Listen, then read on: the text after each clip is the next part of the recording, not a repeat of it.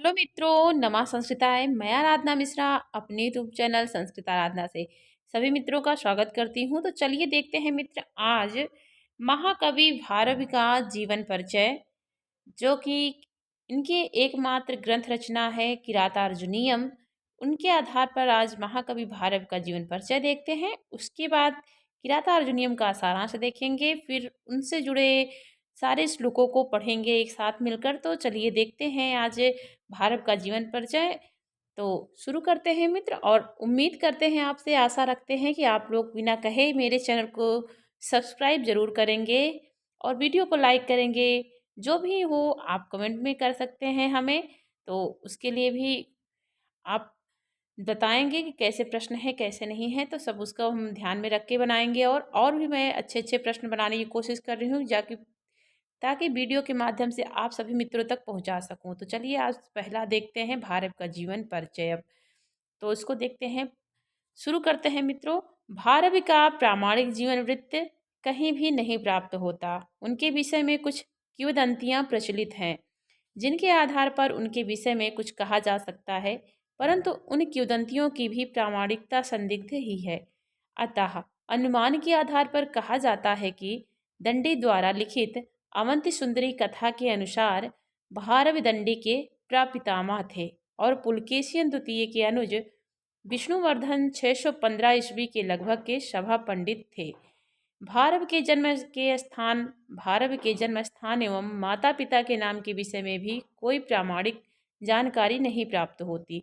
किंवदंतियों के आधार पर कहा जाता है कि भारवी धारा नगरी में निवास करते थे। उनकी माता का नाम सुशीला और पिता का नाम श्रीधर था। तो उनका कहाँ निवास स्थान था भारव का? तो भारव का निवास स्थान धारा नगरी था, और उनकी माता का नाम था सुशीला और पिता का नाम था श्रीधर। ये और उनकी पत्नी का नाम था रसिकवती या रसिका। ये अवंत सुंदरी कथा के अनुसार था, जो कि महाकवि दंडी की रचना है। तो ये इसको आप लोग जरूर ध्यान दीजिएगा। मैंने इसको देखिए अंडरलाइन भी कर दिया। और आगे अब देखते हैं, उनकी पत्नी का नाम रसिकवती या रसिका था। अवंती सुंदरी कथा के अनुसार भारव के पिता का नाम नारायण स्वामी था। अब इनके दो पिता का नाम प्राप्त होता है कि एक का कहीं श्रीधर मिलता है तो कहीं नारायण स्वामी मिल जाता है, तो ये भी ध्यान में रखना पड़ता है। तो ये अवंती सुंदरी कथा के अनुसार नारायण स्वामी था, और जो भी किंवदंतियां हैं उनके अनुसार श्रीधर था। तो आगे इसका देखते हैं। तो इनका वास्तविक नाम दामोदर था और आत्मपत्र भारव इनकी उपाधि थी। वास्तविक नाम क्या था? दामोदर था, और आत्मपत्र भारव इनकी उपाधि थी। भारव का जन्म कुशिक गोत्र में हुआ था और ये दाक्षिणात्य थे। भारव शैव धर्म के मानने वाले थे, क्योंकि किरातार्जुनीयम महाकाव्य के 18वें सर्ग में इन्होंने बड़ी भावपूर्ण शिव स्तुति प्रस्तुत की है। तो ये सारी यहाँ मैंने अंडरलाइन किया है, बहुत ही महत्वपूर्ण शब्द हैं, इनको ध्यान रखना है मित्रों। और यहाँ तो नोट्स बना के कहीं रख लीजिए, उसको पढ़ने में आसानी रहेगी। और आगे देखते हैं इनकी रचना क्या है। तो रचना है, भारव के द्वारा लिखा गया एकमात्र ग्रंथ किरातार्जुनीयम ही प्राप्त होता है। अपने उदात्त गुणों के कारण किरातार्जुनीयम बृहत्रयी के मध्य गिना जाता है। बृहत्रयी में माघ रचित शिशुपाल वध, श्रीहर्ष रचित नैषधीय चरित, दो अन्य महाकाव्यों का भी स्थान है। और काल इनका क्या है? तो काल देख लेते हैं। तो किसी भी रचनाकार का समय निर्धारण अंतः और बाह्य साक्ष्यों पर आधारित होता है। क्योंकि भारव ने अपने विषय में कुछ भी नहीं लिखा है, इसलिए अंतः साक्ष्य के अभाव में उपलब्ध बाह्य साक्ष्यों के आधार पर भारवी का काल इस प्रकार निर्धारित किया गया है। दक्षिण में बीजापुर जिले के एहोल ग्राम के जैन मंदिर में चालुक्य नरेश पुलकेशियन द्वितीय के राजश्रित जैन कवि रवि कीर्ति द्वारा रचित एक शिलालेख मिला है।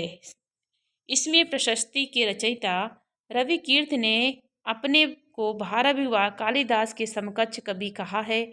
इस शिलालेख का समय 556 शकाब्द या 634 ईसा पूर्व है। इससे स्पष्ट है कि उस समय तक भारवी अति प्रसिद्ध हो चुके थे।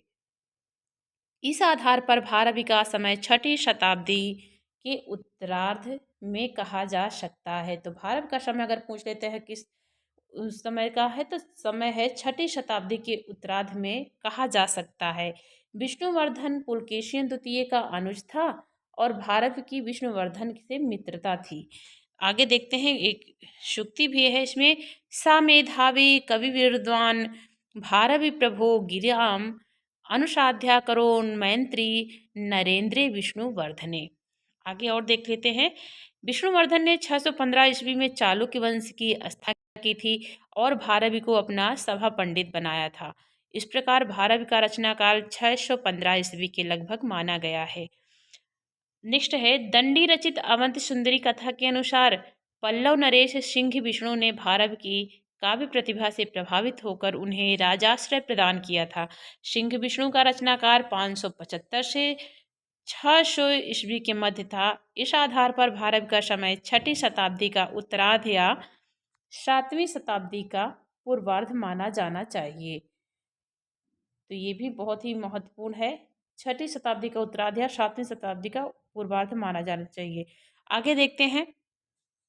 660 ईस्वी के लगभग लिखी गई अष्टाध्यायी की काशिका टीका किराता अर्जुनियम से उदाहरण दिया गया है। इससे स्पष्ट ज्ञात होता है कि तब तक भारत पर्याप्त प्रसिद्ध हो चुके थे। इस आधार पर उनका समय 7वीं शताब्दी पहले सुनिश्चित किया जा सकता है। तो मित्रों, जितने लेखक हैं उतने इसमें है, तो इसमें जो ज़्यादा हो वही मान लीजिए। हम और आगे पढ़ते हैं। दक्षिण भारत में गुम्मरेड्डी में प्राप्त एक लेख के आधार पर दुर्वनीत नाम के एक राजा ने किराता अर्जुनियम के 15वें सर्ग पर संस्कृत टीका लिखी थी। ऐतिहासिक खोजों के आधार पर दुर्वनीत का समय 580 ईस्वी के लगभग निर्धारित किया गया है। अतः भारवी का समय इससे पूर्व निर्धारित होता है। आगे देखते हैं। महाकवि बाण ने अपनी रचनाओं में श्रेष्ठ कवियों में भारवी का उल्लेख नहीं किया है। कदाचित भारवी बाण के समकालीन रहे होंगे और अधिक प्रसिद्ध नहीं रहे होंगे। बाणभट्टिर राजा हर्षवर्धन के राजकवि थे और हर्षवर्धन का शासनकाल 606 से 648 ईस्वी है। उपर्युक्त समस्त प्रमाणों के आधार पर भारवी का समय छठी शताब्दी के उत्तरार्ध 550 ही सुनिश्चित किया गया, तो सही शुद्ध भारवी का समय होगा छठी शताब्दी का उत्तरार्ध 550 ईस्वी सुनिश्चित किया गया है। और आगे इनकी कृतियां देख लेते हैं क्या क्या है। तो कृति है किरातार्जुनीयम संस्कृत साहित्य के 6 उत्कृष्ट महाकाव्यों में एक है। तो रघुवंश, मेघदूत, कुमार संभव लघुत्रयी में आते हैं। नैषध, शिशुपाल वध और किरात बृहत्रयी में आते हैं। और इसमें है ये बृहत्रयी में अनंत्यम माना गया है। इसमें 18 सर्ग और 1040 श्लोक हैं। किराता अर्जुनियम महाकाव्य का कथानक अर्जुन से संबंध है। कौरवों पर विजय प्राप्ति के लिए अर्जुन का हिमालय पर्वत पर जाकर तपस्या करना, किरात वेशधारी शिव से युद्ध करना और प्रसन्न हुए शिव से पाशुपत अस्त्र की प्राप्ति का वर्णन है। किरात वेशधारी भगवान शिव एवं अर्जुन के चरित्र से संबंधित होने के कारण ही महाकाव्य का नाम किरातार्जुनीयम पड़ा। किरातश्च अर्जुनश्च किरातार्जुनो द्वंद्व समास तो अधिकृत्य कृतम काव्यम इति किरातार्जुनीयम। आगे देख लेते हैं। नायकत्व में किरातार्जुनीयम महाकाव्य के नायक के विषय में विद्वान में मतभेद है।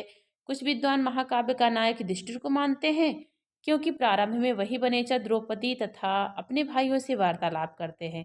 इसी प्रकार मध्य तथा अंत में भी युधिष्ठिर की ही प्रतिष्ठा है।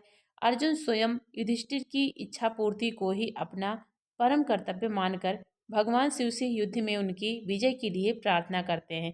परंतु मल्लीनाथ अर्जुन को महाकाव्य का नायक मानते हैं। उनके अनुसार भगवान नारायण के अंश से मध्यक पांडव अर्जुन के उत्कर्ष के लिए ही दिव्य किरात शिव प्रतिनायक के रूप में प्रस्तुत किए गए हैं। साथ ही महाकाव्य का नामकरण भी अर्जुन और किरात से संबंधित है, युधिष्ठिर से नहीं है। अतः किरात का नायक अर्जुन ही है। ये मल्लीनाथ के अनुसार है, तो इसको सही माना जाएगा। आगे देख लेते हैं काव्य शैली क्या थी भारव की। तो इनकी काव्य शैली थी। भारव की वर्णन शक्ति अत्यंत अद्भुत है। प्रवाह पूर्ण प्रौढ़ भाषा, भावानुकूल शब्द संचयन, उदात्त कल्पनाओं और अर्थ गांभीर्य का प्रायः सभी रसों में अत्यंत कुशलता से प्रयोग उनके वैदुष्य और गंभीर चिंतन का परिचायक है। अलंकारों की छटा इंद्रधनुष की कांति को भी क्षीण करने वाली है।